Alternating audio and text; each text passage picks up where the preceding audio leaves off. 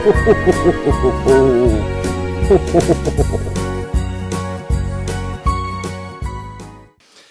alle sammen og velkommen til Tobias udfordrende jul. I dag er det den 17. december, så vi skal åbne vores julekalender, som vi plejer at gøre.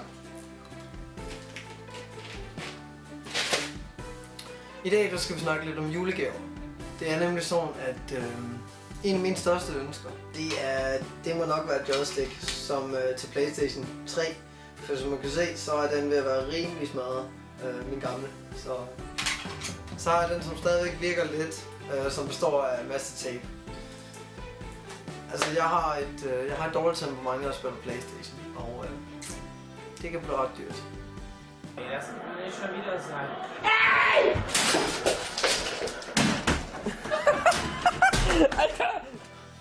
Sådan her kan det i hvert fald se ud, når jeg spiller PlayStation. Men mit største ønske er i hvert fald en ny joystick. Jeg har en masse ønsker i år. Jeg vil gerne høre jer til derhjemme. Hvad ønsker I egentlig her til jul? Hvad er jeres bedste ønske? Har I nogle hadegaver? Skriv det ned i kommentarfeltet hernede. En hadegave for eksempel for mig. Jeg har faktisk ikke rigtig nogen hadegave. Jeg er egentlig bare glad for, hvis man får nogle gaver. Det er selvfølgelig irriterende at få 40 af de samme gaver, man skal ud dagen efter og bytte alle gaverne og sådan noget. Men ja, ingen hadegaver.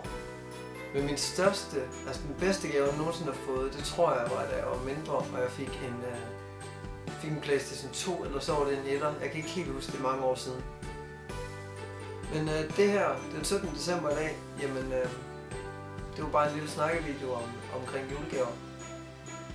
Så med i morgen, den 18. december, hvor jeg kan afsløre, at det bliver et grønt afsnit. Men se med i morgen og se, hvad jeg snakker om. Hej!